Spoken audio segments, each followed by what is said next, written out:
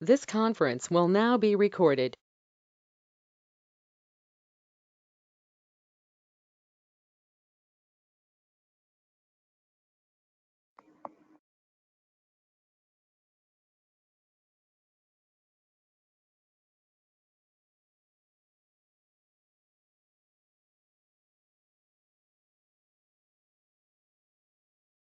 ओम श्री धन्वंतरे नमः। Namaskar, Abhinandan, Swagatam. Hello and good afternoon to all lovely people out there. I am Pooja Dwivedi from Sri Sai Ayurvedic Medical College, Aligarh, and I would like to welcome you all for the session चिकित्सा में विफलता क्यों। आप सभी का पुनः हमसे जुड़ने के लिए बहुत बहुत धन्यवाद। अपने गुरुओं को नमन करते हुए मैं इस मीटिंग को आगे बढ़ाती हूँ। अब मैं आपको बताना चाहूंगी कि हमारे साथ आज ऐसी खास शख्सियत जुड़ रही हैं जो अपने आप में ज्ञान का भंडार हैं। जी हाँ, मैं बात कर रही हूँ जिनका परिचय मैं पहले भी आप लोगों से करा चुकी हूँ। आज के हमारे गेस्ट स्पीकर हैं डॉक्टर मुरली मनोहर सर। और सर आज हमें बताएंगे कि चिकित्सा में विफलता क्यों।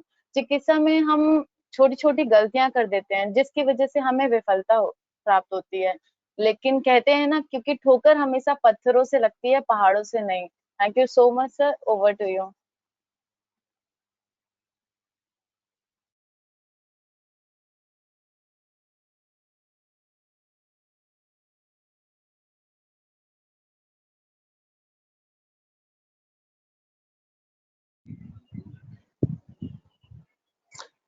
नमस्कार आप सभी को।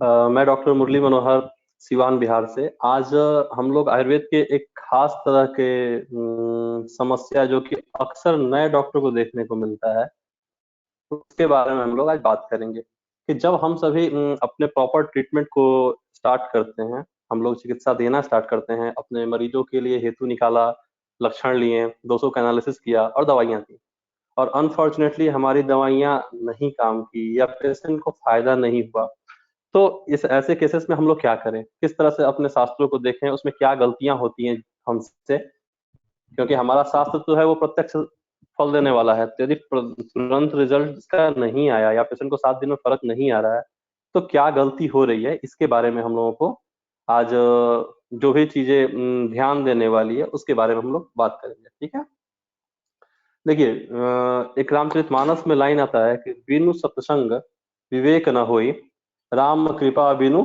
सुलभ न सोई। तो आज जो ये हम लोगों का ये सत्संग है, जहाँ पे आज हम लोग बात करेंगे, एक तरह से संभाषा परिषद जो हम लोगों ने प्रारंभ किया है, इसमें आप लोगों का कोई क्वेरी हो तो जरूर पूछिए, और जितनी चीजें मैं दे रहा हूँ, बता रहा हूँ, उस चीजों को आप लोग अच्छे से ग्रहण करने की कोशिश कीजिए। इससे क्या होगा कि ये चीजें आपको जल्दी सीखने को मिलेगी। अदरवाइज ये चीजें आप सीखोगे समय के साथ, काफी लंबे समय के स्ट्रगल के बाद, या कई तरह की समस्याओं को झेलने के बाद। तो शीघ्रता से सीखने के लिए ध्यान अपना आज यहाँ पे रखिएगा। सेशन थोड़ा लंबा हो सकता है, यदि कहीं कोई दिक्कत हो तो तुरंत क्वेरी आप हमसे उसी समय कर लीजिएगा। ठीक है, तो जब भी हमारे पास कोई पेशेंट आता है, और हम लोगों ने पहले देखा सेशन में कि केस टेकिंग कैसे करें, किस तरह से हम उसके दोषों को, उसकी समस्याओं को सुने, हेतु लिंग और औषध के ट्रायंगल पे हम कैसे चिकित्सा आरंभ करें, इसके बारे में जो केस टेकिंग का पार्ट है हम लोगों ने पहले देखा है। अलबत्ता उसमें बहुत सारी चीजें अभी बाकी हैं जिसके बारे में हम लोग फिर से बात कर लेंगे, लेकिन एक कॉन्क्लूटिव और समराइज फॉर्म में हम लोगों ने इस चीज को देख लिया है। अब आज हम लोगों का जो टॉपिक है उसमें है कि इंडिकेटेड रेमेडी, जो हमारी चिकित्सा है, जो हमने एक डिजाइन किया है फॉर्मेट, इसको पंचकर्म करना है, स्नेहम देना है, शोधन देना है, दीपन, पाचन या जो भी चीजें, वो यदि असफल, वहां पे रिजल्ट ना आए तो फिर क्या किया जाए।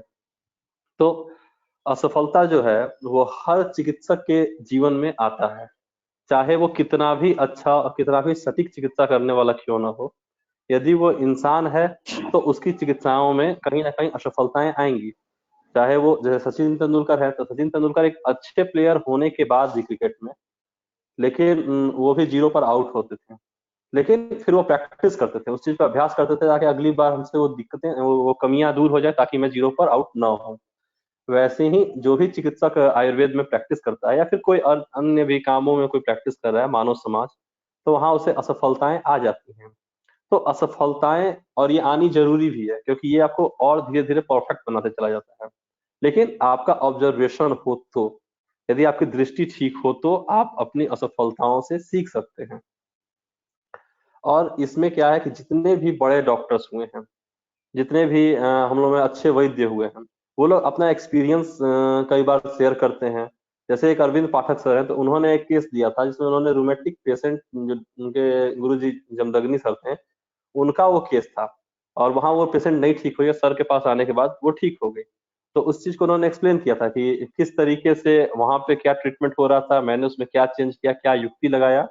तो ये सारा खेल जो भी चीजें हैं पेशेंट को ठीक करने का, उसके लिए है कि आपकी युक्ति कितनी अच्छी है। और युक्ति कैसे होगा, तो युक्ति आप तभी लगा पाओगे जब आपके पास प्रत्यक्ष, अनुमान और आप्त, ये तीन तरह के आपके पास प्रमाण मौजूद हो। आप ग्रंथ पढ़े हुए हैं, प्रत्यक्ष उस तरह के केसेस को आपने देखा है या अनुभव किया है, और उसके बाद आप अपनी जहां भी आप प्रैक्टिस कर रहे हो वहां की उपलब्ध सामग्रियों के अनुसार आप उसकी चिकित्सा दे सकते हो। तो जो हम लोगों ने युक्ति लगाया, जो हम लोगों ने एज्यूम किया कि मेरा जो पेशेंट आया उसको मैं ये दवा दूं और उससे फायदा कर जाएगा, यदि वो फायदा नहीं होता है, तो इसका मतलब ये है कि जो मैंने अनुमान किया था चिकित्सा, वो कहीं ना कहीं गलती हुआ है। तो उसके लिए जो हमारे पास इंफॉर्मेशन था केस टेकिंग के समय में, उसमें गड़बड़ी हो सकती है, या और वह कौन कौन सी चीजों में गड़बड़ी होती है, वो एक एक पॉइंट करके हम लोग धीरे धीरे करके अभी आज देखेंगे, ठीक है। और देखिए, चिकित्सा में असफलता यदि नहीं आती तो फिर इतने सारे आयुर्वेद में चिकित्सा के प्रकल्प क्यों बनते हैं। जैसे चरक संहिता कोई पढ़ता है तो वहां पे रस भस्म का वर्णन नहीं है, या फिर बाद में कुछ ग्रंथ है जिसमें रस शास्त्र इंट्रोड्यूस हो गया, फिर अग्निकर्म, क्षार कर्म, शल्य, देव व्यापाश्रय चिकित्सा, फिर आपका सत्वावजय चिकित्सा, इस तरह से कई सारे सेगमेंट्स हम लोगों को देखने को मिलते हैं। ठीक है, कहीं कोई डॉक्टर पंचकर्म के द्वारा चिकित्सा कर रहा है, लेकिन क्या 100% बीमारियां पंचकर्म से ठीक हो जाती हैं। कुछ लोग काढ़े देकर ठीक कर रहे हैं, कुछ लोग विद्ध कर्म कर रहे हैं, अग्नि कर्म कर रहे हैं, कोई स्वर्ण कल्प चला रहा है, कोई खरलीय रसायन चला रहा है, कोई बटी गुटी बटिया इत्यादि इत्यादि अलग तरह के मेडिसिन का लोग प्रयोग कर रहे हैं, और सारे में 100% एक्यूरेसी नहीं है। तो जो अब वो जो चिकित्सक हैं वो सबको मिला करके लेके चल रहे हैं, और अपने सफलता के जो मापदंड है उसको बढ़ा रहे हैं, 100% करने की कोशिश कर रहे हैं। और इस कोशिश में उनसे और नए नए रिसर्च हो जाते हैं और नई नई चीजें खोज निकालते हैं। हमारा सिद्धांत वही रहता है जो संहिताओं में दिया हुआ है, वही दोष धातु मल, फिर वही हमारी सप्त कलाएं, हमारी एनाटॉमी, हमारी फिजियोलॉजी, हमारे सिद्धांत रहते हैं। पर उसके आधार पर हम नई नई औषधियों का, नई नई चीजों का, नई नई चिकित्सा के सिद्धांत, और उसके जो आज के समय के साथ जो हेतु इत्यादि चेंज हो रहे हैं उसके हिसाब से हम लोग चिकित्सा दे पाते हैं, और उसमें हम लोग सफल भी होते जा रहे हैं। तो इसका असफलता का मतलब बस इतना सा है कि जो फॉर्मेट हमने, जो चिकित्सा का व्यवस्था पत्र हमने अपने मरीज के लिए सोचा और मैंने दिया, वो काम नहीं किया, इतना सा है। तो उसके लिए क्या करना है कि हमें अब जब पेशेंट मेरे पास दोबारा आता है 2 दिन, 4 दिन, 7 दिन, 10 दिन के बाद, जैसा भी डिजीज का इंटेंसिटी होता है उस हिसाब से पेशेंट हमारे पास रिपीट आता है। और रिपीट आने के बाद जब वो बोलता है कि सर मुझे लाभ नहीं हुआ, तो अब हमारा ध्यान, ये एटीट्यूड नहीं होना चाहिए कि मैंने तो दवाइयां सही दी थी, तुमने गड़बड़ कर दिया होगा, और एकदम से पेशेंट को डांट दिए या कुछ बोल दिए। ये एटीट्यूड नहीं होना चाहिए। पहला हमेशा मतलब ये ध्यान होना चाहिए कि हो सकता है कि मुझ में गलती हो, क्योंकि मैं एक चिकित्सक हूँ और मैं इस पेशेंट को गाइड करने वाला था, क्योंकि सत्व पे काम मुझे करना है, आत्मा पे काम मुझे करना है, पंचमहाभूत पे काम मुझे करना है, मन पे काम हमें करना है, और हमारी औषधियों को करना है। तो मतलब मेरी युक्ति जो है, चतुष्पाद में से जो हमारे पास चार चिकित्सा के जो 4 स्तंभ माने गए हैं, उसमें सबसे इंपॉर्टेंट तो वैद्य है, रोगी तो नहीं है। तो इसलिए गलती होने की चांसेस जो है वो वैद्य के पास होना ज्यादा होना है। इसलिए वैद्य को पहले सोचना चाहिए कि कहीं मुझसे गलती तो कुछ नहीं हुई, और अपनी गलती को फाइंडिंग करे। कैसे फाइंड होगा, तो उसके लिए सबसे है कि जो मेरे पास डाटा है, जो मेरे पास पेशेंट ने अपना केस टेकिंग के दरमियान जो भी चीजें मुझे प्रदान की हुई है, उसको हम देखें, वापस से उसको वेरीफाई करें। और ये मैं बताऊंगा कि किस तरह से केसेस यहाँ पे गड़बड़ होते हैं, इसके मैं बहुत सारे आपको उदाहरण भी दूंगा, और आप उदाहरण से इस चीज को बहुत अच्छे से समझ पाओगे कि जब कोई चिकित्सक किसी रोग की दवा देता है और उसे ये अनुमान होता है कि मेरी दवा इस बीमारी को ठीक कर देगी, तो ये सिर्फ उस वैद्य का अनुमान होता है, उस शास्त्र का नहीं। जैसे किसी को खांसी है, कोई कंटकारी दे रहा है, कोई उसको वासा दे रहा है, तो ये चिकित्सक अनुमान कर रहा है कि मेरा वासा ठीक कर देगा, मेरा कंटकारी ठीक कर देगा, मेरा दशमूल फायदा कर देगा, मेरा त्रिकटु फायदा कर देगा। ये चिकित्सक ने अपने अनुभव, अपने शास्त्रों के अध्ययन और इन सबों के आधार पर एक अनुमान के द्वारा चिकित्सा को प्रिस्क्राइब करता है। ठीक है, तो ये चिकित्सा जो है वो किन किन चीजों पे वेरी करती है, इन सभी चीजों पे हम लोग बात करेंगे। ठीक है, और धीरे धीरे जितना आप चिकित्सा करते जाओगे, आपका प्रिस्क्रिप्शन, आपका व्यवस्था पत्र उतना ही सटीक होता जाएगा। पर 100% एक्यूरेट तो ये सृष्टि में जहां से माया का इन्वॉल्वमेंट है वहां से सब कुछ द्वैत है। दिन है तो रात है, जीत है तो हार है। तो जब सृष्टि में सब चीजें द्वैत है, सिर्फ आत्मा और उसके ऊपर परमात्मा को छोड़ करके, तो सफलता के साथ असफलता आ जाएगा। ठीक है, तो अब हमें क्या करना है? जब मेरे पास पेशेंट आ गया, वापस से फायदा नहीं हुई, तो वापस से मुझे केस टेकिंग करना है। क्योंकि केस टेकिंग में कई बार क्या है कि जो चीजें हमने पहली बार पेशेंट से पूछी, पेशेंट से पिछली बार मैंने जो हिस्ट्री लिया, उसमें पेशेंट, चूंकि अभी के क्या समय है, सिनेरियो है कि जो मॉडर्न पद्धति है, जो एलोपैथी है, वो सबसे ज्यादा डोमिनेंट है। और वो जो है इमरजेंसी ट्रीटमेंट देता है। जैसे किसी को प्रॉब्लम आ गया तो वो सडन जाएगा, पेन साइड हो जाएगा, बुखार ठीक हो जाएगा, सर दर्द के लिए दवाई ले लेगा, इस तरह का वहां पे काम होता है। तो पेशेंट चूंकि ज्यादातर एलोपैथिक डॉक्टर के संपर्क में है, इसलिए अपने लक्षणों पर, अपनी समस्याओं पर उनका ध्यान नहीं रहता। उनके लिए सर दर्द मतलब सर दर्द। अब खाली पेट सर दर्द बढ़ता है, खाना खाने के बाद सर दर्द बढ़ता है, दिन में बढ़ता है, रात में बढ़ता है, वो उन्होंने कभी ऑब्जर्व ही नहीं किया। और जब आप फर्स्ट टाइम आपके पास आया, आपने पूछा कब बढ़ता है, तो पता ही नहीं है, तो कुछ भी जवाब दे देगा, गलत सही आपको इन्फॉर्मेशन दे देगा। लेकिन जब आपने पेशेंट से दोबारा इस चीज को कंफर्म करेंगे, तो पेशेंट ऑब्जर्व करने लगता है कि यार डॉक्टर साहब ने मुझसे पूछा था कि सर में दर्द सुबह होता है कि शाम होता है, तो फिर नोट करेगा, नहीं डॉक्टर साहब, शाम में 4 बजे के बाद होता है, खाना खाने के बाद होता है, खाना खाने के पहले होता है, भूख लगने पर होता है। तो वो पेशेंट आपके क्वेश्चंस के बाद उसको ऑब्जर्व करने लगता है, तो आपको लक्षण वहां पे सही मिलने लगेंगे। और जब लक्षण सही मिलेंगे तो दोषों का मूल्यांकन सही होगा, दोषों का मूल्यांकन सही होगा, आपकी चिकित्सा में एक्यूरेसी आएगी। तो पहला क्या करना है? वापस से केस टेकिंग करना है। ठीक है, अब उसके बाद क्या है कि पेशेंट कई बार किसी हम लोग करते हैं, तो अपना जब कंप्लेन देता है तो उसका कहने का अर्थ कुछ और रहता है और चिकित्सक समझ कुछ और लेता है। उदाहरण के तौर पे, जैसे पेशेंट आया और सर बुखार है और घबराहट हो रही है, तो यहाँ पे कई बार क्या होता है कि पेशेंट बुखार और घबराहट का कंप्लेन दे रहा है, आपने टेम्परेचर सब लिया, और आपका दिमाग में है घबराहट मतलब हो सकता है कि एंजाइटी हो सकता है प्रलाप की अवस्था हो, तो आप वहां से डेविएट कर गए कि ये माइंड की तरफ में चल गया, आपका चिकित्सा चला गया। और हो सकता है कि पेशेंट घबराहट उल्टी को बोल रहा हो, क्योंकि बहुत सारे पेशेंट हम लोगों के क्षेत्र में आते हैं, सो नौजिया को बोलते हैं घबराहट हो रहा है, जी मचलाना को बोलते हैं घबराहट हो रहा है। तो उस वहां पे हमें क्रॉस वेरीफाई कर लेना चाहिए। ऐसे ही एक मैं अपना इंसिडेंस बताता हूँ कि मेरे पास जब मैंने प्रैक्टिस स्टार्ट किया, तो एक लगभग 70 वर्ष के आसपास की महिला आई और उन्होंने मुझसे बोला कि मेरे शरीर में खुजली हो रहा है। मेरी नई प्रैक्टिस थी, लगभग मुझे लग रहा है कि क्लिनिक स्टार्ट किए हुए 10-20 दिन ही हुए होंगे आसपास।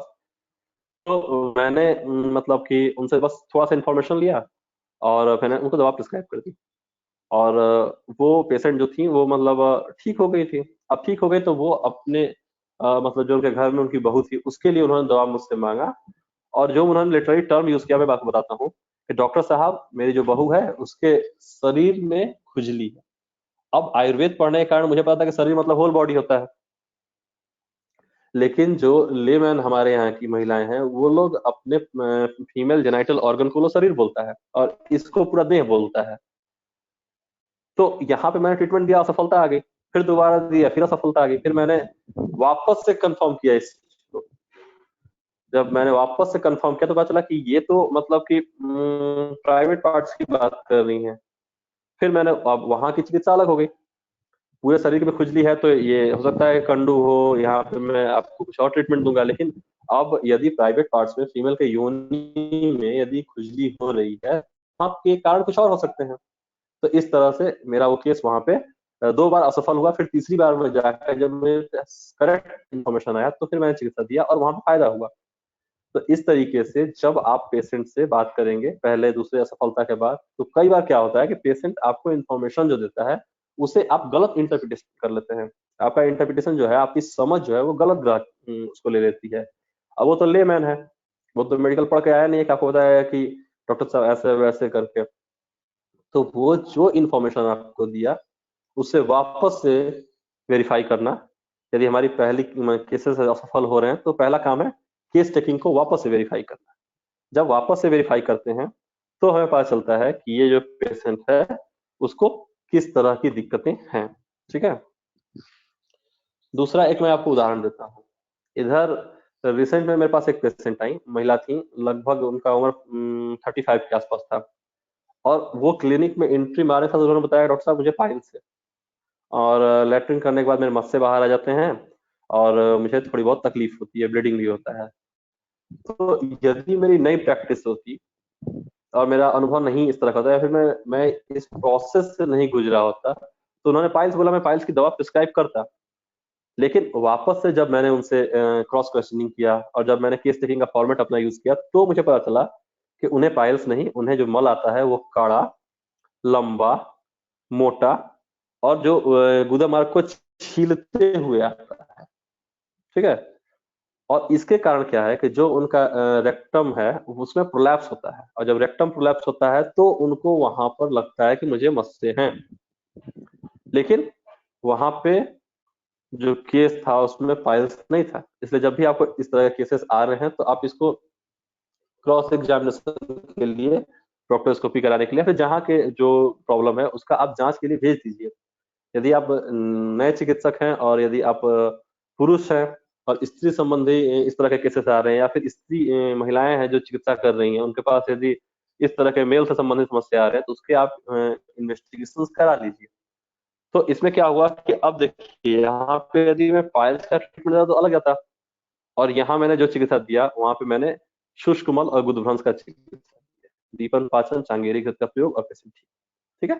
तो ये है कि यदि आपका केस यदि असफल हो रहा है तो उसमें आपको समझ में भी अंतर आ सकता है, डाटा की भी अंतर आ सकती है।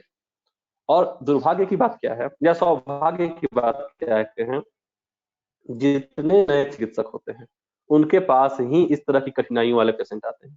जैसे जैसे आपका पुराना होता जाता है तो आपके पास पेशेंट अनावश्यक बोलेगा, आप डांट सकते हैं, या आपके पेशेंट परमानेंट हो जाते हैं, वो आपको यही इन्फॉर्मेशन आकर देगा जो आपको चाहिए। तो जैसे जैसे आपकी प्रैक्टिस पुरानी होती जाएगी आपको चिकित्सा करने में आसानी आ जाएगी। लेकिन नए चिकित्सकों के लिए इन्फॉर्मेशन निकालना ही अलग है, उनको बार बार इन्फॉर्मेशन निकालना पड़ता है, उसमें पेशेंट की बातें समझनी होती है, लोकल लैंग्वेज को समझना बहुत इंपॉर्टेंट होता है। अदरवाइज पेशेंट की बातें आप तक नहीं आएंगी और आपका सिम्टम्स और लक्षण गलत हो जाएंगे, और यहाँ पे लक्षण जैसे गलत हो गए दोस्तों का मूल्यांकन गड़बड़ हो जाएगा, और फिर वहां से आपकी चीजें गड़बड़ हो जाएंगी। या फिर आप नाड़ी सीख लीजिए किसी अच्छे वैद्य के पास रहकर, ठीक है, तो वहां से भी आप इन चीजों को निकाल सकते हैं।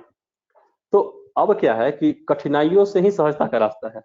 जितना ज्यादा आप अभी श्रम करोगे केस को ठीक करने के लिए, क्योंकि अभी नए प्रैक्टिशनर्स ज्यादा लोग जुड़े हुए हैं, आपको औषधि भी समझनी है, उसकी इफिकेसी भी देखनी है, किस कंपनी की अच्छी होती है ये भी देखना है, स्वयं कैसे बनाए वो भी देखना है, रोगी से बात करना है, शास्त्र में कुछ और लिखा हुआ है, पेशेंट कंप्लेन किस तरह से दे रहा है, उन चीजों को इसको समझना है। तो कठिनाइयां स्टार्टिंग में थोड़ी ज्यादा होती है, लेकिन कठिनाइयों से सहजता का मार्ग आता है, और ये आपका तप है। और अपने यहाँ तो वर्णन है ना कि तप जो है इसको करने से आत्मशुद्धि होती है। ठीक है, तो जब आपकी आत्मा शुद्ध होने लगेगी मतलब आपके लिए सब कुछ सहज हो जाएगा, आपका ये आयुर्वेद आपको आत्मसात हो जाएगा, आप उठते बैठते खाते पीते आपके लक्षणों में आयुर्वेद आ जाएगा, फिर आपके लिए सब कुछ सही। फिर आप राह पर चल रहे हैं तो आप हर चीज को आयुर्वेद के नजरिए से देखने लगोगे, आपकी दृष्टि आयुर्वेद में हो जाएगी। जब आप लोग चरक संहिता के प्रथम अध्याय देखते हैं उसमें आता है कि ज्ञान देवता प्रवेश किए आचार्य में। तो प्रवेश किए का मतलब क्या कि उनकी दृष्टि इस तरह से डेवलप हो गई, वो जो ये सारी प्रोसेस है इन प्रोसेसों से गुजर के उस अवस्था को पा गए जहां पे उनकी दृष्टि पेशेंट को देखकर सीधे दोष दिख रहा है उसको, वहां पे हेतु दिख रहा है उसको। उनका दृष्टि एक बार में पेशेंट एंट्री किया, उसके नेल बाल चाल ढाल सब कुछ उन्होंने ऑब्जर्व कर लिया। तो ये दृष्टि कैसे प्राप्त हो, इसके लिए है कि तप करना होगा आपको। ये जो प्रोसेस है, इस प्रोसेस से गुजरना होगा, और इसका सबसे आसान और सीधा रास्ता है रिपीटेड एक्सपोजर। बार बार करो, लगातार करो। जो अपने फर्स्ट ईयर में हम लोग पढ़ते हैं किताब लघु सिद्धांत कौमुदी, श्री वरदराजाचार्य का लिखा हुआ है, उन्हीं के बारे में कहानी है कि पानी भरते समय उन्होंने देखा पत्थर पे रस्सी से रगड़ आ गया और चिन्ह बन गया, तो फिर वो गुरु के यहाँ चले गए। और कितनी अच्छी उन्होंने व्याकरण की किताब लिखी है। तो ये क्या है कि रिपीटेड एक्सपोजर से आप अपनी चीजों में सहज होते चले जाओगे। आपको ये नहीं कि बहुत बड़ी मेधा शक्ति की आपको आवश्यकता है जो आपको चिकित्सा में एक्स्ट्रा ऑर्डिनरी आप हो जाओगे, आप चिकित्सा दे पाओगे, नहीं।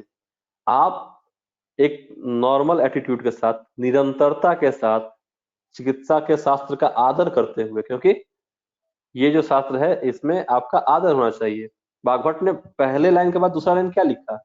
आयुर्वेद उपदेश तो विधेय परमादरा, कि आपको आदर करना है इस शास्त्र का, और आदर करने के साथ अब इसको आप अपने जीविका में, अपने लाइफस्टाइल में इसको शामिल कीजिए, और शामिल करने से आपको फर्क आने लगेगा।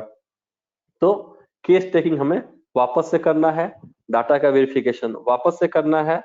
रोगी कई बार क्या होता है कि अपना बीमारी पर भी ध्यान नहीं देता, तो उसके द्वारा इंफॉर्मेशन जो आते हैं वो गलत आते हैं। तो एक ये फैक्टर हो गया। इसके बाद दूसरा क्या है कि विषादो रोग वर्धनाना, कि विषाद से रोग की वृद्धि होती है। तो आपको ये चीज ध्यान देना है कि ये जो पेशेंट है, इसको जो तकलीफ है, इसके लिए कोई मतलब मानसिक कोई आघात या मानसिक कोई लक्षण तो नहीं है। अब इसके लिए है कि आप कहाँ कहाँ ध्यान दोगे, तो कहीं ग्लानि तो नहीं है किसी बात की, गिल्ट तो नहीं है इसको, कहीं कोई पाप का भाव, कोई शर्मिंदगी, या प्रेम इत्यादि में जो असफलताएं हैं, पारिवारिक जो क्लेश है, इन सबों से पेशेंट एक्सपोज तो नहीं हो रहा है। इन सभी चीजों पर भी ध्यान देना है। आपको पता होगा, एक वैद्य हुए हैं अपने यहाँ बहुत फेमस, शंकर राज मिश्र करके, वो बेतिया राजघराने के वैद्य थे। तो उन्होंने एक अपना केस शेयर किया था, और उनका ये पत्रिकाओं में आया था, मैंने उसको पढ़ा, मैंने सोचा कि आपके साथ मैं शेयर करूं। कि उनके पास एक पेशेंट आता है, वो अपस्मार का पेशेंट है, उसे कुछ दिनों से मिर्गी के दौरे आने स्टार्ट हो गए थे। चूंकि ये राजघराने के थे, तो इनके पास ब्रिटिशर्स का भी आना जाना था, केस थोड़ी सी पुरानी है। तो अब जो ब्रिटिश मैन था, उसको प्रॉब्लम क्या थी कि जब वो शराब पीता था, पार्टी करता था, रात में जागता था, मतलब ये सब चीजें वो कर रहा है, तो उसे झटके आने आते थे, और जब ये नहीं करता था तो नहीं आते थे। तो जब वो वैद्य के पास आया, तो वैद्य के पास, अच्छा इसके पहले वो जो था उसने आयुर्वेद ट्रीटमेंट ली रखी थी, पीलीभीत में किसी वैद्य से वो ले रहा था, तो उसका ट्रांसफर यहाँ हुआ, तो वो इनसे मिला और इनसे ट्रीटमेंट लिया। अब इन्होंने ये सोचा कि यार ये 4 चीजें इसकी हेतु बन रही है। पहला शराब पीना, दूसरा रात्रि जागरण, तीसरा पार्टी ये खुले में कर रहा है, और चौथा नाचता है। ये 4 चीजें इनको हेतु के रूप में मिला, क्योंकि चारों चीजें जब वो करता था तो पेशेंट को मिर्गी की दौरे आते थे। तो इन्होंने सोचा कि यार यदि मैं शराब का सोचता हूँ तो मदात के रोग अधिकार में चला जाऊंगा, और उसकी चिकित्सा अलग जाएगी। रात्रि जागरण एक हेतु है जहां वात की वृद्धि हो रही है। तीसरा है कि खुले में पार्टी कर रहा है, तो खुले में पार्टी करने का मतलब है कि वायु का एक्सपोजर या ओस, 2 चीजें। और नाचना, तो नाचना भी एक तरह से वात वृद्धि, या फिर मन में उत्साह अति ज्यादा आना। ये आपको अपस्मार के हेतु में है कि मन बहुत ज्यादा दुखी हो गया, बहुत ज्यादा डर गया, इत्यादि इत्यादि के कारण। तो उन्होंने उसको बोला कि ठीक है, कुछ दवाइयां उन्होंने दे दी उसको हल्की फुल्की, और बोला कि ये चारों काम आप अलग अलग टाइम पे करो। एक दिन शराब पियो, पिया, कुछ नहीं हुआ। अगले दिन रात्रि जागरण करो, रात्रि जागरण किया, कोई दिक्कत नहीं आया। फिर बोला दिन का आप डांस कर लो, फिर उसने खूब नाचा, फिर भी कोई दिक्कत नहीं आया। लेकिन चौथे दिन जैसे वो खुले में गया और रात को बैठा रहा, उसे अगले दिन झटके आ गए। तो जब अगले दिन झटके आए और खुले में ओस में बैठा, शीत में बैठा, उसे आ गया, तुरंत इनका डायग्नोसिस अलग हो गया। और इन्होंने यहाँ पे जो ट्रीटमेंट मॉड्यूल सेट किया, उसमें इन्होंने 200 का एनालिसिस किया, और प्रतिशय की चिकित्सा जो होती है उसको साथ में इंक्लूड करते हुए, चूंकि अपस्मार की चिकित्सा इनको चल रही थी पेशेंट को पहले से, और उससे लाभ नहीं रहा था, तो यहाँ उन्होंने प्रतिशय की चिकित्सा को इंट्रोड्यूस किया, और पेशेंट उनका ठीक हो गया। तो ये है कि आपके पास यदि कई सारे हेतु आ रहे हैं, तो मोस्ट प्रोमिनेंट कौन सा है, कौन से हेतु सबसे मजबूत है, इसको देखने के लिए आपको कई बार पेशेंट के अकॉर्डिंग, सिचुएशंस के अकॉर्डिंग आपको वेरीफाई करना होगा, या फिर आपका जो ट्रीटमेंट है उसमें आप इन सब चीजों को ध्यान में रखते हुए एक मिला जुला ट्रीटमेंट दे करके, जैसे आप लोग जब निदान पढ़ते हो तो वहाँ पे है ना कि यदि आपको पित्त ज्वर है तो थोड़ी मात्रा में शुंठी देके देखिए, यदि बढ़ गया तो समझिए पित्त ज्वर है। तो इस तरह के भी सिद्धांतों का आप प्रयोग वहाँ पे करके देख सकते हैं, या फिर आप अलग अलग करा के जैसे वैद्य जी ने देखा उस तरह का आपका अनुभव हो सकता है। ठीक है। दूसरा एक केस है जिसमें एक पेशेंट मेरे पास आया जो 10 साल से कब्ज से सफर था। 10 साल से उसे कब्ज थे, दीपन, पाचन और विरेचन इत्यादि दवाइयां वो ले रहा है, लगातार ले रहा है, बिना उसके लिए उसका पेट साफ नहीं हो रहा है, और इन सभी दवाइयों को लेने के बाद भी पेशेंट को सेटिस्फैक्ट्री जो बोलते हैं ना कि मतलब मल त्याग के बाद शरीर का हल्का होना, मन का प्रसन्न होना बिना स्वस्थ, ये लक्षण से नहीं आ रहे। तो अब पेशेंट लगातार 5 साल से पाचन ले रहा है, चित्रकादी बटी खा रहा है, शंख बटी खा रहा है, अग्नितुंडी खा रहा है, और अलग अलग करके वो दवाइयां खा रहा है। और मैंने जब उसको देखा तो आम जैसा बिल्कुल नहीं दिख नहीं रही थी, लेकिन अग्नि मान था और उसकी चिकित्साएं दी गई थी बहुत सारी। फिर मैंने ये अपने मन में सोचा कि हो सकता है कि जो हमारा मस्तिष्क है उसके कुछ हार्मोन्स या कुछ उसकी स्थितियां गड़बड़ हो, तो वहां पे मैंने नस्य को इंट्रोड्यूस किया, और यहाँ पे जैसे मैंने पंचगव्य नस्य दिया तो उसको बहुत अच्छा रिलीफ आया। किसी और ये की आवाज आ रही है, यदि कर आपके दीजिए, पास माइक ऑफ कर वो- ले। यदि आपके पास कोई भी इस तरह का डिजीज आ रहा है जो क्रॉनिक है, लंबे समय से पेशेंट सफर कर रहा है उस चीज का, और उसकी चिकित्साएं भी ले रहा है और फिर भी लाभ नहीं हो रहा, तो आपका नजरिया वहां पे थोड़ा ब्रॉड होना चाहिए। आरती जी अपना माइक म्यूट कर लीजिए। वहां आपको ये चीज जरूर ध्यान देना चाहिए कि यहाँ कुछ और भी फैक्टर हो सकते हैं, क्योंकि शरीर जो है उसमें मन है, आत्मा है, मस्तिष्क है, बहुत सी चीजें हैं जो, और एक चीज खास बात तो ये है कि दुनिया में जो चीज जितनी सूक्ष्म है वो उतना ही स्ट्रांग है, और जो चीज जितना ज्यादा मूर्त रूप में है वो उतना कमजोर है। जैसे बात बात अमूर्त द्रव्य है, दिखता नहीं है, लेकिन वो उसकी उसकी आप इफेक्ट देखो आप कितना तगड़ा है। यदि आप कभी बात कला कलिया अध्याय देखोगे तो लगेगा पूरी सृष्टि को बात चला रहा है। ठीक है, लेकिन वो दिखता नहीं है। काम है, क्रोध है, लोभ है, मोह है, मन के भाव कोई भी है, दिखते ही नहीं, पर इफेक्ट तो है। और कई बार इसके तो सामाजिक इफेक्ट भी देखने को मिलते हैं। ठीक है, तो वहां पे आपको अपने ट्रीटमेंट को थोड़ा सा चेंज करना होगा, थोड़ा सा अपना युक्ति लगाना होगा, क्योंकि शास्त्रों में तो वर्णन है इन चीजों का, लेकिन डायरेक्ट रेफरेंस नहीं, कब्ज में नस दीजिए। ठीक है, आपको डायरेक्ट रेफरेंस नहीं मिलेंगे, वहां पे स्नेहन का ही रेफरेंस मिलेगा। लेकिन यदि पेशेंट स्नेहन लिया, दीपन पाचन लिया, उसके बाद भी चिकित्सा ले रहा है, उसका विबंध बना हुआ है, तो आपको कोई और भी मेंटेनिंग कॉज को खोजना होगा। और मैंने इसमें देखा कि मैंने नस्य को इंट्रोड्यूस किया, क्योंकि मुझे लगा कि ये जो पेशेंट है उसमें 3 चीजें मैंने ऑब्जर्व की थी। पहला था कि जब वो पेमेंट करने जाता था तो उसके पेमेंट करते समय वो काफी मतलब परेशान जैसा हो जाता था, लगता था कि मतलब उसको कोई लूट लिया, तो मैं ठग रहा हूँ, इस तरह का उसका साइकोलॉजी थी। दूसरी चीजें क्या थी कि वो अपने बीमारी को लेकर दिन भर उसी के चिंतन में रहता है, मेरा ठीक नहीं होगा, मेरा ठीक होगा नहीं होगा।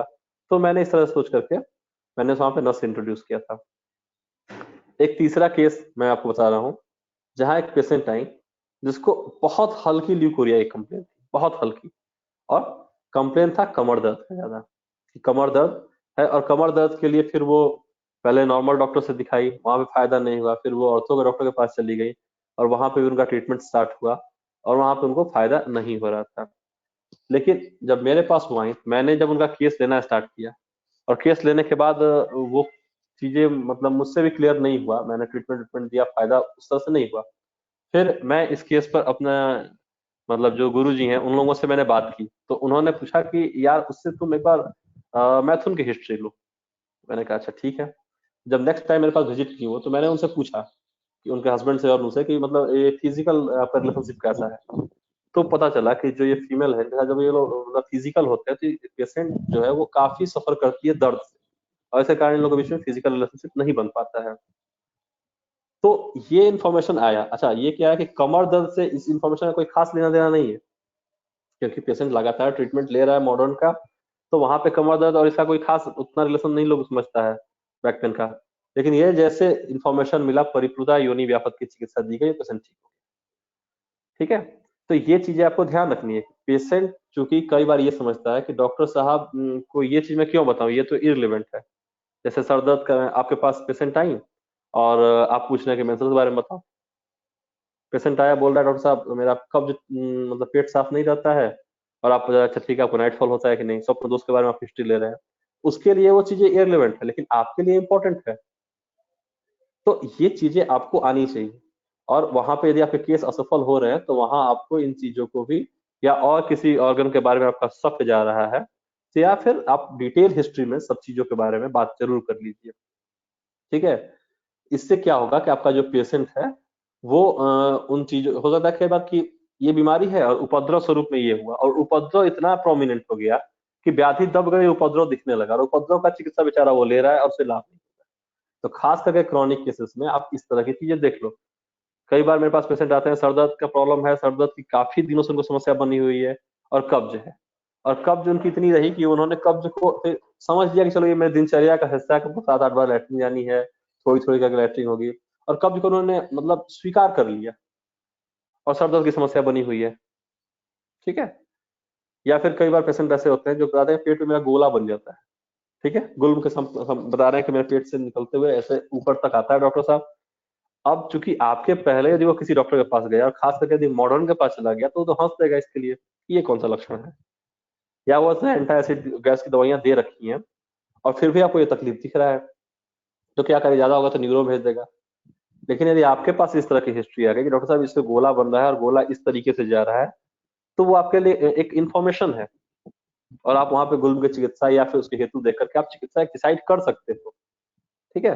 तो ये चीज हमेशा ध्यान रखना है कि पेशेंट जो है आपके पास किसी खास ऑर्गन का ट्रीटमेंट लेने के लिए आया, किसी खास चीज का ट्रीटमेंट लेने के लिए आया, तो उसके अलावा उसके बॉडी में कोई और प्रॉब्लम ऐसा तो नहीं जो लंबे समय से चला हो या चल रहा हो। ठीक है। दोनों चीजों को आपको देखना होगा। अलबत्त दूसरी बातें एक और है, जैसे कई पेशेंट क्या है कि पेट साफ होता है तो बोलेंगे कि हाँ होता है, कितनी बार लैट्रिन जाते हैं, 2 बार लैट्रिन जाते हैं। अच्छा, लैट्रिन करके आने के बाद भूख लगती है आपको, या शरीर हल्का होता है, तो नहीं डॉक्टर साहब, मतलब उसे ये भी नहीं पता है कि उसका मल कैसा होता है। या कई बार आप पूछोगे कि लैट्रिन आपका पेन में चिपक जाता है, लैट्रिन का कलर क्या होता है, उसे ध्यान ही नहीं दिया है कई बार। तो इस तरह के जब आपके पास केसेस आएंगे तो वहां पर आपको क्रॉस क्वेश्चनिंग करके, या 1 बार 2 बार 3 बार की सिटिंग में आपको ये चीजें क्लियर होंगी। क्योंकि पहली बार आप पूछोगे, पेशेंट दूसरी बार नोटिस करेगा, और तीसरी बार आपको या दूसरी बार आपको इंफॉर्मेशन देगा। ठीक है। एक और मैं आपको बता रहा हूँ केस, एक हम लोगों की कलीग हैं डॉक्टर दी साहब, उनके पास एक पेशेंट आई, उसको जेनाइटल डिस्चार्ज था, और इन्होंने उससे पूछा कि डॉक्टर साहब, डॉक्टर मतलब जो डॉक्टर, उन्होंने पूछा पेशेंट से कि क्या उसमें से फाउल स्मेल होता है, क्या बदबू आती है क्या। तो उसने ये मतलब जो आपका मेंसेस जो आता है उसमें क्या बदबू रहती है। तो बूढ़ी महिला मतलब जो महिला थी उसने क्या जवाब दिया, तो उसका सूंघ के देखते हैं वहां पे, उसे ध्यान ही नहीं दिया है। लेकिन जब इन्होंने पूछा और बोला कि आप इसको नोटिस करना, और जब उसने नोटिस करना स्टार्ट किया तो फिर वो आके बताया कि हाँ डॉक्टर साहब वो मुर्दा जैसा महकता है उसमें से जो रिलीज होता है। अब ये कितना इंपॉर्टेंट इन्फॉर्मेशन है आपके लिए कि ये जो डेड बॉडी जैसा स्मेल आ रहा है, स्मेल इस तरीके का आ रहा है, खट्टा आ रहा है, वो मेंसेस के ब्लड रेड है कि काले हैं, नीले हैं, पीले, जो भी आ रहा है, ये इन्फॉर्मेशन काफी इंपॉर्टेंट हो गया। आप लोग स्पीकर और माइक ऑफ कर लेते हैं, आवाज आ रही है। तो ये चीजें हैं, तो आपके लिए इन्फॉर्मेशन इंपॉर्टेंट है, तो यहाँ पे आप लोग इन्फॉर्मेशन निकालने की कोशिश कीजिए। ठीक है। इसके बाद क्या है कि एक मैं आपको बता रहा हूँ एक और घटना, क्योंकि मैं आज जो भी बताऊंगा वो केसेस के थ्रू समझाने की कोशिश कर रहा हूँ, क्योंकि आप लोगों के बात ये दिमाग में एकदम बैठ जाए, वरना ये 4-5 पॉइंट 9 पॉइंट मैं आपको लिखवा दूंगा तो चीजें आपको क्लियर नहीं होंगी। लेकिन यदि आप केसेस के थ्रू देखोगे तो आपको समझ में आएगा कि ये चीजें अरे कैसे हो गया। एक मैं बता रहा हूँ, एक पेशेंट की शादी हुई, और शादी होने के बाद वो ससुराल में गए, और कई जगहों पे रिवाज होता है कि ससुराल में जाके 9 दिन 10 दिन तक रुकना होता है। ये रुके। अब चूंकि ये दामाद थे इसलिए इनका स्पेशल ट्रीटमेंट हुआ, इनकी खान पीने की व्यवस्थाएं बहुत अच्छी हुई। तो ये जब ससुराल से वापस आए तो इन्हें प्रॉब्लम आई कि इनको डायरिया की प्रॉब्लम, इन्हें बार बार अतिसार, ट्रीटमेंट लेते थे, O2 खा रहे हैं, कभी कुछ खा रहे हैं, कभी कुछ खा रहे हैं करके, और उससे उनको थोड़ा रिलीफ हो जाए लेकिन दवाइयां बंद करने के 10 दिन के बाद, 8 दिन के बाद इनको ये समस्याएं बार बार रिपीट हो। अब ये उस समय के बाद से धीरे धीरे करते हुए इनका समय बीत गया लगभग 9 साल। 9 साल से इनको लगातार डायरिया बनी हुई है। और खास बात क्या है कि जब ये कुट्टज लेते थे, खास करके जो कुट्टज के कोई भी प्रिपरेशन यदि वो ले लिए, तो इनके पेट में भयानक जलन और कॉन्स्टिपेशन बन जाए। और यदि ये कुछ और दवाइयां ले लेते हैं तो इनको मतलब उस तरह से फायदा नहीं होता था, बिल्व इत्यादि में फायदा नहीं कर रहे थे। लेकिन ये जब ट्रीटमेंट लेने के लिए मेरे पास भी आए, और मैं उस समय स्टार्टिंग प्रैक्टिशनर था, मैंने भी जो दवाइयां जो सैद्धांतिक तौर पे चलती हैं, परपटी, कल्पना, और मैंने सब चलाया, लेकिन उनको लाभ बिल्कुल नहीं आया। जब लाभ इस तरह का नहीं आया तो मैंने इस केस को अपने सर के पास हैंड ओवर किया कि सर आप देख लीजिए। तो सर जब इसका केस टेकिंग करने लगे तो उन्होंने मुझे कहा कि यार मुरली, तुमने ध्यान क्यों नहीं दिया, ये पेशेंट को प्रॉब्लम कब से है। उन्होंने बताया कि सर ऐसा ऐसा, उसने हिस्ट्री बताया था, और पेशेंट को ये लगता था कि मैं ससुराल गया हूँ तो वहां पे मतलब कोई खास तरह का अभिचारण इत्यादि कर दिया गया, चलते मेरा पेट ठीक नहीं रहता। सर ने मुझसे ये कहा कि एक काम करो, तुम इन पेशेंट को अब ट्रीटमेंट दो तो उसमें ये देना कि जो घृत के व्यापक के जो चिकित्सा बताई गई उसको तुम यूज करो। मैंने यूज किया और पेशेंट ठीक हुआ। तो फिर मैंने सर से कंफर्म किया कि सर ये कैसे हो गया, कि जो पेशेंट है वो पेशेंट ठीक कैसे हुआ। तो उन्होंने बताया कि ये देखो, ये गए थे ससुराल, वहां इनको बढ़िया घी, पकौड़ी इत्यादि जो भी चीजें खिलाई गई हैं उस सब में घी को डीप फ्राई किया गया है, और घी इन्होंने उस समय लिया, और घी लेने के बाद इनको ये घी के व्यापद आए। और देखिए कितने मेंटेनिंग कॉज है कि उस समय व्यापद है और वो अग्निबांध हुई और वो बनी रही। फिर इनको सिंपल दवाई तकरा रिस्ट दिया गया, और सुंठी हटा करके जो सडांग जल है, उसिर, चंदन, मुस्तक, मोथा, परपट, बस ये चीजें दी गई और पेशेंट आपका ठीक हो गया।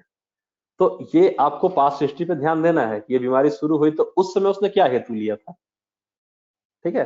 क्योंकि जो उस समय का हेतु होता है वो कितना इंपॉर्टेंट होता है, इसके से आपको पता चल रहा है।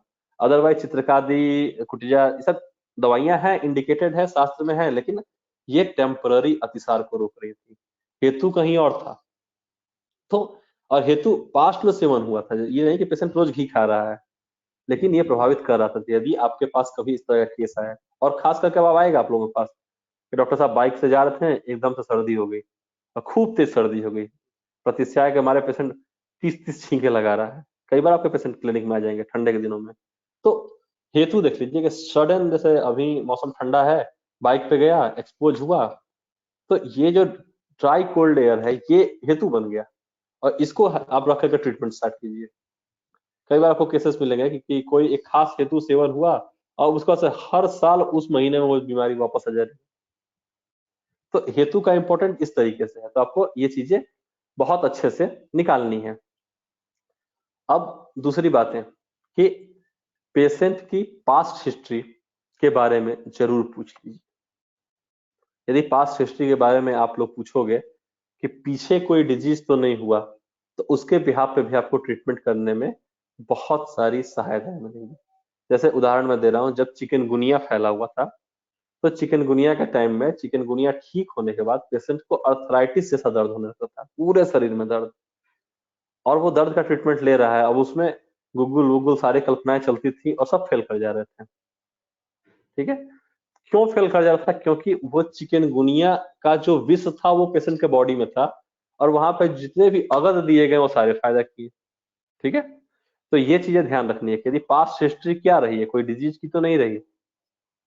रामदास अवाड़े सर एक अपना केस एक बार हमसे बता रहे, हम लोगों को बता रहे थे, उसमें उन्होंने बताया कि मैंने पाया है अक्सर जो हैबिचुअल एबॉर्शन के केसेस जहाँ बार बार गर्भपात की हिस्ट्री मिलते हैं, वहां पे मैंने पास्ट में देखा है तो चेचक की हिस्ट्री मिलती है। यानी पेशेंट पास्ट में बचपन में चेचक हुआ, और अब वो जब माँ बनने की कोशिश में है तो उसे बार बार गर्भपात होता है, और वैसे स्थिति में सर उसका रक्त मोक्षण करके चेचक की चिकित्सा दे करके और फिर उन्होंने ट्रीटमेंट दिया तो गर्भधारण। तो ये रामदास अवार्ड सर का केस है, उन्होंने कई बार इस चीज को कई सेमिनार में उन्होंने बोला है। तो सोचिए चेचक कब हुआ? बाल्यावस्था में। बीमारी कब डेवलप हो रही है? युवावस्था में, और बीमारी के रूप में है भी नहीं, दाग भी ठीक हो गया, पेशेंट भी ठीक हो गया, सब कुछ ठीक हो गया, गर्भधारण नहीं हो पा रहा है, ठीक है। तो इस तरह के हिस्ट्री भी मायने रखते हैं। या फिर विसर्प, अच्छा चेचक जो है और विसर्प है, दोनों के कारण तो एक ही जैसे होते हैं मॉडर्न के अनुसार, और आयुर्वेद में दोनों अलग अलग व्याधियां हैं। लेकिन यदि विसर्प की भी हिस्ट्री रही है पास्ट में, तो भी गर्भ धारण नहीं करने देता है। लेकिन विसर्प हुआ माने किसी बच्चे को 7 साल की उम्र में, अब वो 30 वर्ष की उम्र में प्रेगनेंसी कंसीव नहीं हो रहा है, तो इस तरह में क्या है कि आप समझ ही नहीं पाओगे कि इसकी पास्ट हिस्ट्री कितनी ले। लेकिन आपको इस तरह की हिस्ट्री ले लेनी चाहिए, क्योंकि वो हिस्ट्री बहुत काम का होता है। और रामदास अवाड़े सर ने बोला कि मैंने जब जब ट्रीटमेंट प्रोवाइड किया है चेचक का, मेरा पेशेंट कवर किया है। उसके लिए अब समय के अनुसार उन्होंने परिपाठादिक्वाद दिया, दशांग दिया, जो भी दिया, रक्त शोधक गण की औषधियां दी, ये काम किया। तो हिस्ट्री बहुत इंपॉर्टेंट होता है, पास्ट हिस्ट्री कितनी पुरानी रही, ठीक है। अब इसके बाद आपको एक चीज और मैं बताऊं, एक पेशेंट जिसे बर्ड फ्लू हुआ था, ठीक है, और बर्ड फ्लू 25 वर्ष की महिला थी, बर्ड फ्लू हुआ, और बर्ड फ्लू होने के बाद उसे मतलब मांसपेशियों में दर्द बना रहता था हमेशा। बर्ड फ्लू हुआ, ठीक हो गया, उसके कुछ दिन के बाद उसको मांसपेशी जैसा और हल्का फीवर जैसा उसकी इच्छा रहती थी। ये टेम्परेचर आता नहीं था टच करने पे, लेकिन उसे अंदर से बुखार जैसा और शरीर में वेदना रहती थी। कई बार उसके टेस्ट हुए, सब कुछ हुआ, और वहां पे कुछ फाइंडिंग हो नहीं रही थी, और इस तरह के वो डीप ट्रीटमेंट लिए पड़ी है। तो ये केस मैंने देखा था कि जब ये case doctor Praveen Joshi sir के पास आया था, तो प्रवीण जोशी सर ने इसमें जो चिकित्सा उसको प्रोवाइड की थी, उन्होंने कहा कि ये इसको जो बॉडी में स्वेलिंग जैसा हो रहा है और इसको अंग गुरुता है और हैवीनेस है, तो ये आम बात के मतलब जैसा दिख रहा है, और आम बात की चिकित्सा इसके पूर्व डॉक्टरों ने की थी। लेकिन डॉक्टर प्रवीण जोशी सर ने जब इस पेशेंट का ट्रीटमेंट दिया, तो उसमें उन्होंने चंपकादि अगद, ठीक है, इसका प्रयोग किया था, और साथ में उन्होंने रक्त मोक्षण किया, चंपकादि अगद दिया, और बाकी थोड़ी बहुत दीपन पाचन की औषधि दी, और पेशेंट 7-8 दिन में ही ठीक हो गया था। तो ये क्या है कि पेशेंट के पास पास्ट हिस्ट्री रही ब्लड फ्लू की, और बर्ड फ्लू के प्रभाव से उसको ये बाद में तकलीफ आई। इस तरह के हिस्ट्री भी आप लोगों को जरूर ध्यान में देना चाहिए, ठीक है। अब इसके बाद से एक पेशेंट, अभी रिसेंट की घटना बता रहे हैं, कोरोना हुआ, कोरोना के बाद पेशेंट रिकवर हो गया, रिकवर के बाद उससे ग्रेट लेथार्जी, बहुत जबरदस्त तरह की कमजोरी और डर के साथ उसके पीठ में और पार्श्व में पीड़ा और प्यास, ये कंप्लेन उसका बना कोरोना ठीक होने के बाद, और उसे इस चीज का बार बार रिपीटेशन हो रहा था, ये प्रॉब्लम बार बार रिपीट हो रही थी, क्योंकि और मल्टीविटामिन इत्यादि सब कुछ ले रहा है। तो इस तरह का जब केस, और ये मतलब अपने बीए में स्टूडेंट ही है, जिनको ये तकलीफ हुई थी, जब इन्होंने कांटेक्ट किया तो अपने लोगों ने देखा, और जो हम लोगों के सर है उन्होंने इसके लिए द्राक्षादि घृत और यष्टि मधु बचा योग उन्होंने दिया, कहा कि इसको है नहीं, इसके मानसिक रूप से अब लग रहा है कि मुझे कोरोना है, तो इसको मेदिगण की औषधियां, तो वचा और यष्टि मधु दिया गया, और साथ में बल के लिए इसको द्राक्षादि घृत दिया गया, और इन दोनों का प्रभाव इतना अच्छा हुआ कि पेशेंट बहुत जल्दी ठीक हो गया।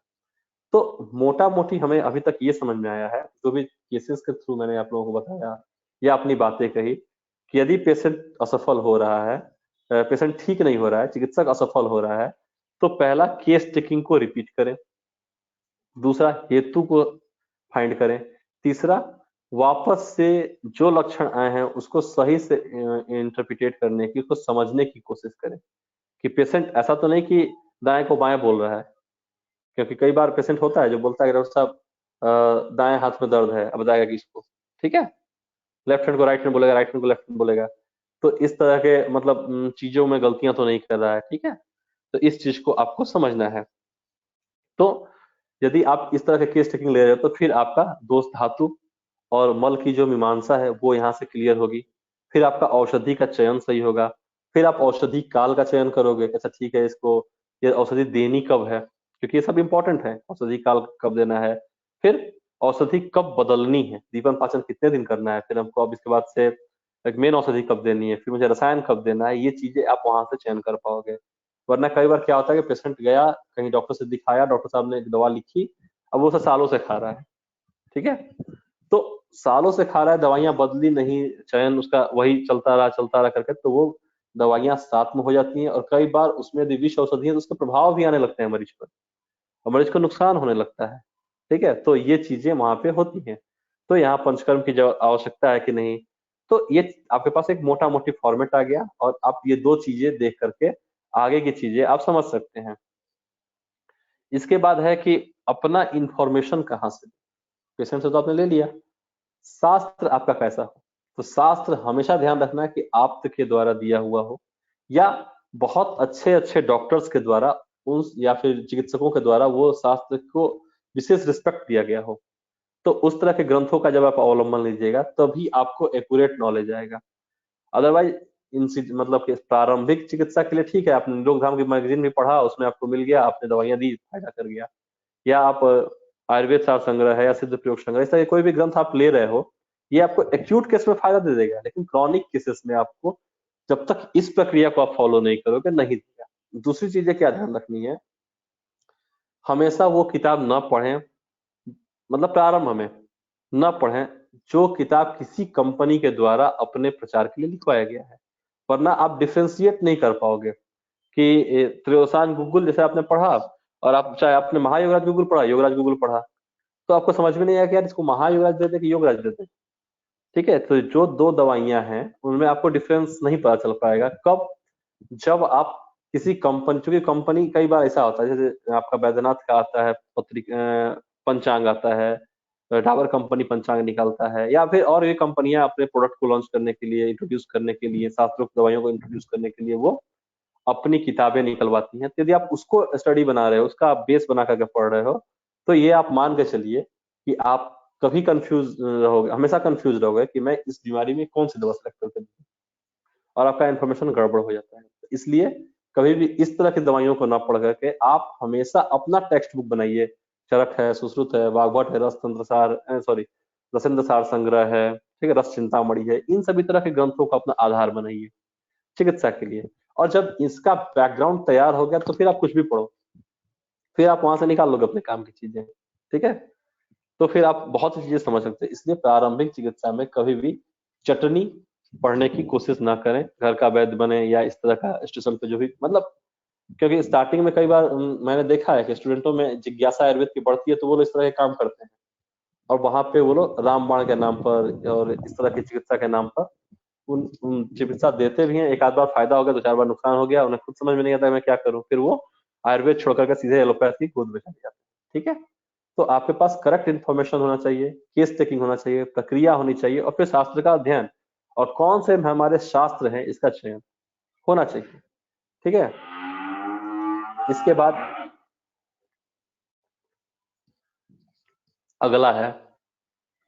अगला टॉपिक है कि मैंने देख लिया, ये सब चीजें मैंने देख ली, हेतु ले लिया, लक्षण ले लिया, सब कुछ चीजें ले ली, ये सब चीजों में कोई फाइंडिंग नहीं हुई, तो अब क्या। तो तीसरा चीज पॉइंट होता है मेंटेनिंग कॉज।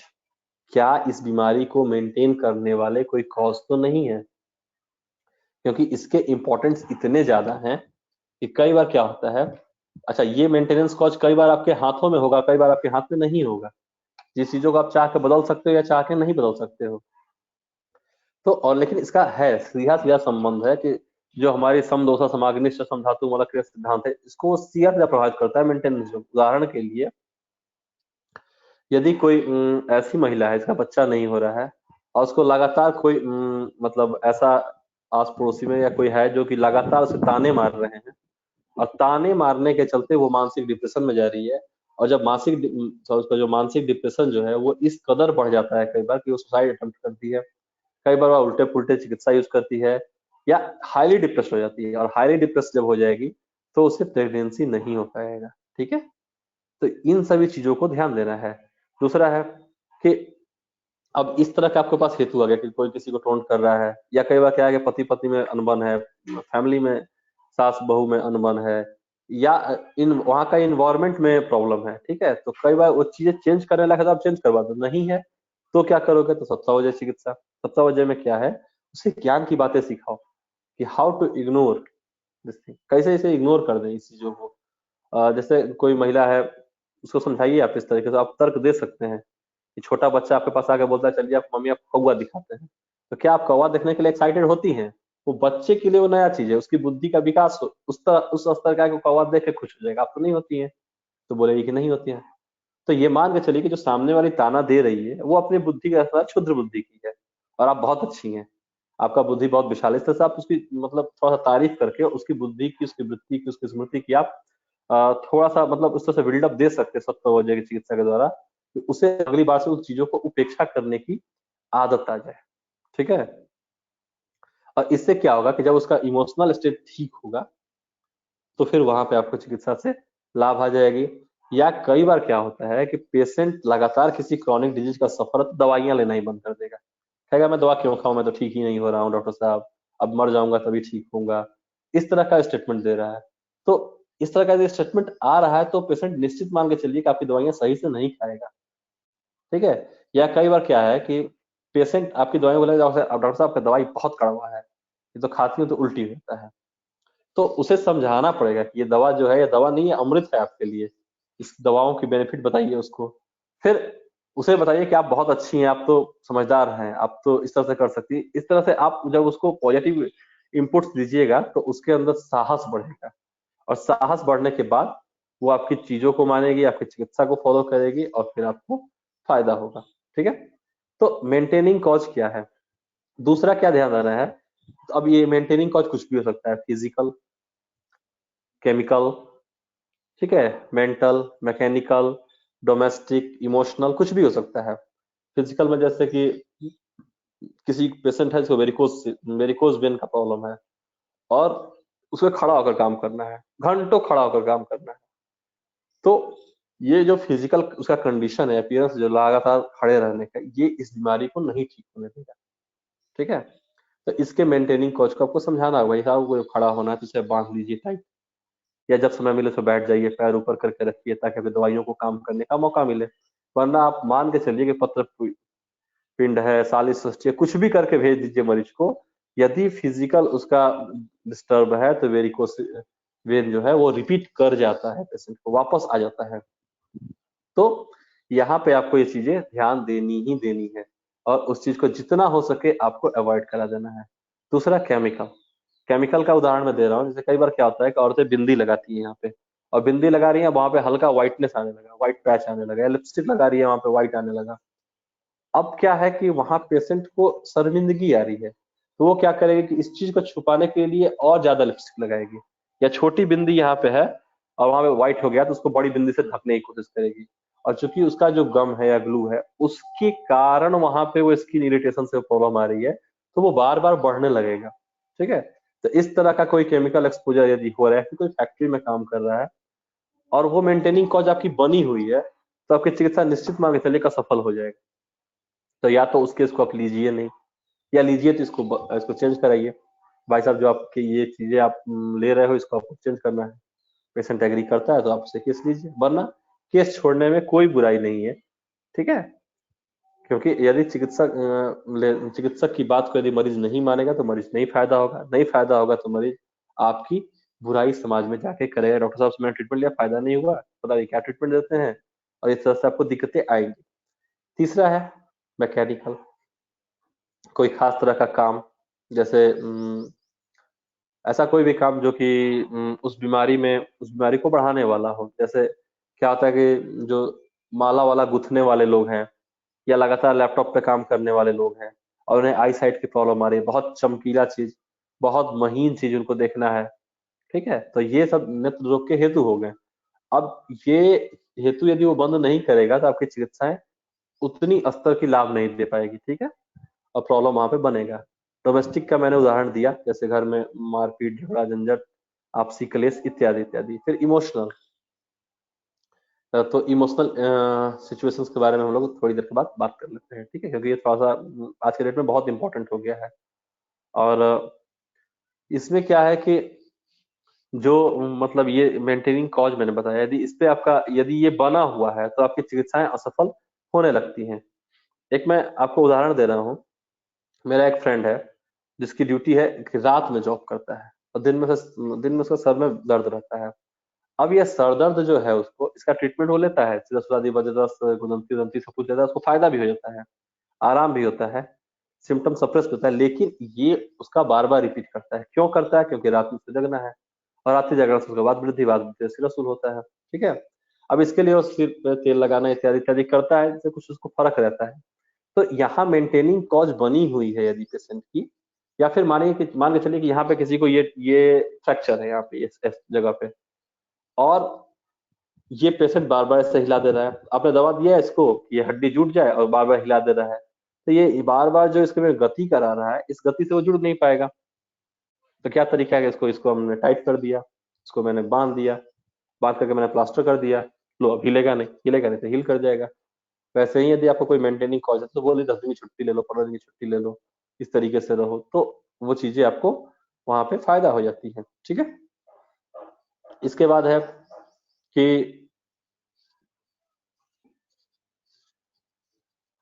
जो भी मेंटेनिंग कॉज है यदि वो बना हुआ है तो ये आपकी चिकित्सा को या तो असफल कर देगा या उसके प्रभाव को अत्यंत धीमा कर देगा।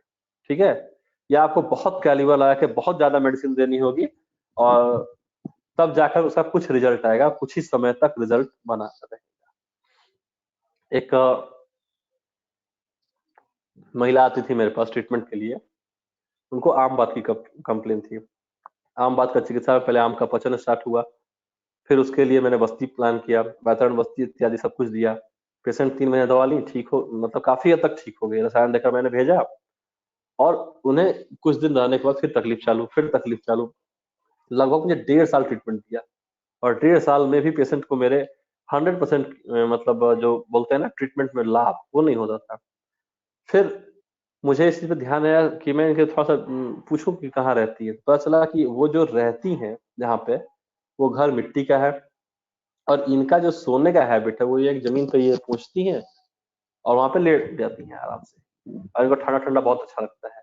तो जमीन को लीप करके वहां पे लेट जाना, एक तो ये प्रोमिनेंट हेतु मिला और दूसरी चीजें क्या मिली कि जो ये जगह पे रह रही थी वहां मिट्टी घर था, वहां पे सीढ़न रहती थी, मतलब थोड़ा सा वहां पे सीढ़न वाली माहौल थी। तो सीढ़न के चलते क्या है कि ये आम बात का हेतु था, ये मेंटेनिंग कॉस्ट था, इसलिए मेरी सारी चिकित्साएं विफल हो रही थी। मैं मतलब इतना परेशान हो गया था उस केस में कि मैं सारी चीजें दे डाली, स्वर्ण का भी आइटम दे डाले, रस कल्प भी दे डाले, खरलिए भी दे गए, लेकिन वहां पे हमें लाभ नहीं हो रहा था क्योंकि एक मेंटेनिंग कॉज सब पे भारी पड़ रही थी। फिर मैंने उनसे बताया कि आपको जगह बदलनी होगी, जगह बदला गया, फिर इन्हीं दवाइयों से फायदा हो गया। तो ये है कि मेंटेनिंग कॉज क्या है और उसका इम्पोर्टेंस क्या है। इसके बाद चौथा जो पॉइंट हमारे पास है वो है कि रोगी के पूर्व रोग का वृत्तांत जानना, जिसका मैंने उदाहरण दिया था आपको अवार्ड सर वाला, जिसमें कि फास्ट में उसको चेचक है तो अभी गर्भधारण करने में दिक्कत आ रही है। ठीक है, अब ये पास्ट हिस्ट्री कितना ले, तो जन्म के समय का ले लीजिए, क्योंकि क्रॉनिक केस में देखिए जनरली सारे केसेस में जरूरत नहीं पड़ती है। ठीक है, लेकिन यदि कहीं मेंटल रिटार्डेशन है, हाइट की प्रॉब्लम है, तो आपको जन्म के समय की भी हिस्ट्री लेनी चाहिए। और कई बार जब आपका केस क्रैक नहीं हो रहा है, फायदा नहीं हो रहा है, तो भी आपको जरूरत पड़ती है, क्योंकि क्लू हमें कहीं से भी मिल सकता है। दूसरा है कि रोग का इतिहास। ठीक है, ये रोग आपको कब शुरू हुआ, और इसके बाद से है चोट इत्यादि का इतिहास। ठीक है, तो इसका मैं आपको एक उदाहरण दे रहा हूँ कि चोट का इतिहास कैसा है कि एक बार मेरे पास पेशेंट एक आई जो अल्सरेटिव कोलाइटिस लेकर आया। अल्सरेटिव कोलाइटिस के सारे प्रॉब्लम वही है, लैट्रिन से ब्लड आना, आंव आना, चिकनापन, ये वो दिस टाइप सब चीजें थी। ठीक है, ट्रीटमेंट भी चला, हमने भी दिया, हमसे पूर्व में भी दिया गया, और मतलब पेशेंट चूंकि पिछले 10 साल 15 साल से सफर कर रहा है तो वो तो रुकेगा नहीं, उसने सब पद्धति तय कर लिया, आयुर्वेद, यूनानी, होम्योपैथ, एलोपैथ, सब कुछ कर लिया। लेकिन जब ट्रीटमेंट मैंने दिया, मेरी भी असफलता आई, तो फिर मैंने इस चीज को रिवाइज किया, मैंने वापस से केस लिया, मैंने वापस सब कुछ किया। करने के बाद भी मुझे कुछ उस तरह का प्रोमिनेंट नहीं मिल रहा कि यार कारण क्या बन रहा है कि इसको ये तकलीफ हो गई, बाकी सब कुछ तो ठीक है, दिनचर्या इसकी बहुत अच्छी है। तो उसमें एक हिस्ट्री मिला मुझे कि ये आज से लगभग 1 साल पहले पीठ के बल गिरे हुए थे। तो ये पीठ के बल जो पेशेंट गिरा और उसमें उसका ट्रीटमेंट हुआ, वो ठीक हो गया। बहुत मतलब ऐसा नहीं कि बहुत ड्रास्टिक उसको प्रॉब्लम आई थी, हाँ ये रहा कि 15-20 दिन तक वो थोड़ा सा इमोबाइल रहा, ट्रीटमेंट हुआ, ठीक हो गया। तो मैंने ये सोचा अपने मन में कि यार कहीं ऐसा तो नहीं कि चोट लगने से मज्जा धातु की दृष्टि हुई हो तो वहां से कुछ विकृति आई हो। तो ये सोचकर मैंने उसको तिक्तक क्षीर बस्ती मैंने प्लान किया और उसमें महातिक्त घृत का मैंने साथ में रोज ऐड किया, और इसका रिजल्ट इतना अच्छा आया कि वो पेशेंट को रिकवरी बहुत फास्ट हुई और पेशेंट मेरा क्योर भी हो गया। तो ये चीजें हैं कि यदि पास्ट की हिस्ट्री आप ले रहे हो पेशेंट की और वहां आपको मिल गया ट्रॉमा की हिस्ट्री है, किसी खास तरह के ट्रॉमा की हिस्ट्री है, ठीक है, सर पे चोट लग गया एकदम से, कोई मार दिया उसको और उसके बाद से ये तकलीफें आ गई। तकलीफ कुछ भी हो सकती है। कई बार क्या होता है कि पेशेंट को सर पे चोट लगा, मानसिक की गड़बड़ी आ गई, सर पे चोट लगा, आईसाइट कमजोर हो गया, सर का चोट लगा, पेट में दिक्कत आ गई। तो यदि इस तरह की हिस्ट्री कुछ मिल रही है और यदि निकट की हिस्ट्री हो, चोट लगने के 6 महीने, 2 महीने, 1 महीने, साल भर के बाद प्रॉब्लम आ गई, तो वहां पे त्रिमर्मीय अध्याय के अनुसार हमें उसकी बस्ती, उसकी चिकित्सा, उसका प्रोटोकॉल हमें यूज करना चाहिए और इससे आपको लाभ मिलेगा मिलेगा। ठीक है। कई बार मैंने देखा है कि पेशेंट को एक्सीडेंट हुआ, चोट लगा, गिरा और गिरने के बाद प्रॉब्लम आने लगी कि पेशाब नहीं कंट्रोल कर पा रहा है, बाकी सब कुछ ठीक है। ठीक है, वहां पे आपने देखा ब्लैडर वॉडर सब कुछ सही है, वहां पे उस ऑर्गन में सब कुछ सही है, वहां का आपने टेस्ट कराया, लेकिन पास्ट हिस्ट्री क्या थी कि चोट लगी थी सर में। तो वैसी स्थिति में हमने देखा है कि जो भी त्रिमर्मीय के कषाय इत्यादि है उसका प्रयोग करने पर या फिर मेद्य गण की औषधियों का प्रयोग करने पर वहां पे हमें फर्क आ जाता है। ठीक है, तो ये चीजें आपको मतलब जरूर ध्यान देना चाहिए कि पास्ट हिस्ट्री में कहीं कोई ट्रॉमा, चोट, कटने फटने का कोई मतलब कंप्लेन है कि नहीं है। नहीं है तो अच्छी बात है, तो फिर उसके बारे में जरूर मीमांसा कर लीजिए, जरूर विचार कर लीजिए कि यदि ये केस यदि 10 साल से नहीं ठीक हो रहा है, 5 साल से नहीं ठीक हो रहा है, 2 महीने से नहीं ठीक हो रहा है और इसकी बीमारी से संबंधित चिकित्सा इसको दी गई है, तो फिर कॉज कहीं और भी हो सकता है, छुपा हुआ कारण हो सकता है। एक मैं बता रहा हूं आपको, अपने बहुत फेमस डॉक्टर हैं, डॉक्टर अनंत धर्माधिकारी सर। तो अनंत धर्माधिकारी सर का एक केस था, उसमें पेशेंट को पैर में अल्सर था, पैर में घाव बनते थे, उसमें से पस आते थे, बहुत गाढ़े पस आते थे, यानी कफज व्रण की स्थिति थी और वो ट्रीटमेंट लेता था, ठीक हो जाता था, फिर 15 दिन के बाद घाव आ गया, फिर 15 दिन के बाद घाव आ गया। ठीक है, तो इस तरह का उसका समस्या बना हुआ था। इस समस्या में वो मतलब ट्रीटमेंट ले रहा, फिर उसने सर के पास ट्रीटमेंट लिया और सर ने जब उससे बात किया तो उसकी हिस्ट्री में क्या निकली, तो वो काजू खाता है 1 कटोरा भर भर के सुबह सुबह। ठीक है, सर ने काजू बंद कराया, त्रिफला गुगुल दिया, पेशेंट ठीक हो गया। ठीक है, तो ये काजू हेतु है घाव का, डायरेक्टली आपको कहीं नहीं मेंशन मिलेगा, लेकिन ये श्लेष्मा को बढ़ाता है, श्लेष्मतर है, तो ये आपका जो सूक्ष्म दृष्टि है ये आपको डेवलप होनी चाहिए। ठीक है, यदि कफज काजू है, कफ बढ़ाता है, तो यदि कफ को ज्यादा बढ़ाएगा तो फिर क्या होगा, ये कफ के कोई भी रोग पैदा कर सकता है, हार्ट में ब्लॉकेज कर सकता है। कई बार तो देखा गया है कि गायनिक प्रेगनेंसी के टाइम में काजू कतली, काजू के बर्फी ज्यादा खाने से बीपी बढ़ जाता है पेशेंट का, अब बहुत ज्यादा बढ़ता है, गर्भपात तक करा देता है। तो इस तरह के हेतु, अच्छा ये क्या है कि समाज में चला हुआ है कि काजू बहुत पौष्टिक है, खाना चाहिए। तो पेशेंट का डोजेस, पेशेंट के मेंटेनिंग कॉज, पेशेंट का डाइट, पेशेंट का हेतु, पास्ट की हिस्ट्री, इन सब चीजों को आप लोग यदि ध्यान दीजिएगा तो पेशेंट निश्चित तौर पर आपका असफल नहीं होगा। आज के लिए हम लोग इतना रहने देते हैं, फिर हम लोग इसका नेक्स्ट सेशन रखेंगे, उसमें हम लोग फिर इसके बारे में और भी डिटेल कर लेंगे। ठीक है, आज के जो सेशन हुए हैं इसके बारे में या इसमें कोई आपको प्रश्न हो, कुछ पूछना हो, आप अभी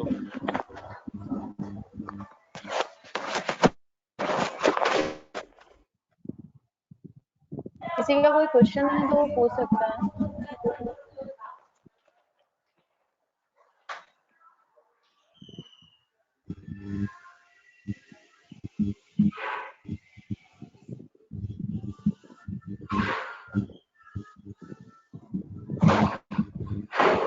डॉक्टर मुकेश कुमार जी ने एक क्वेश्चन पूछा है सर कि जी। बर्ड फ्लू का चिकित्सा सूत्र रिपीट कर दीजिए।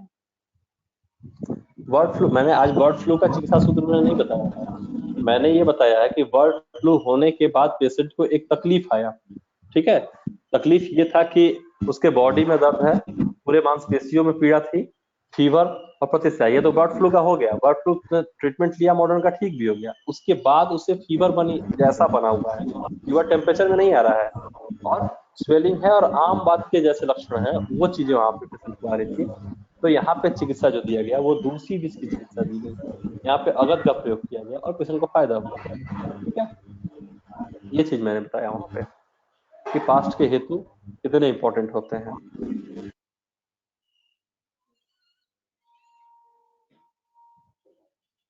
और किसी का कोई क्वेश्चन है तो पूछ लीजिए।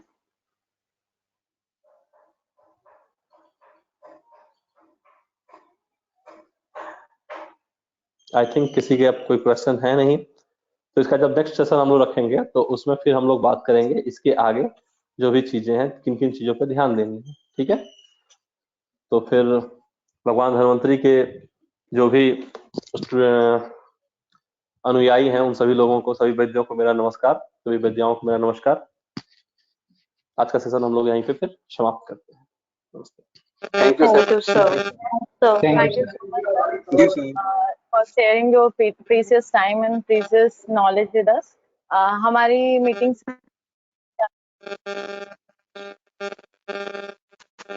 गेस्ट स्पीकर इस कार्यक्रम के आयोजक डॉक्टर पल्लव प्रजापति सर और डॉक्टर रंजीत।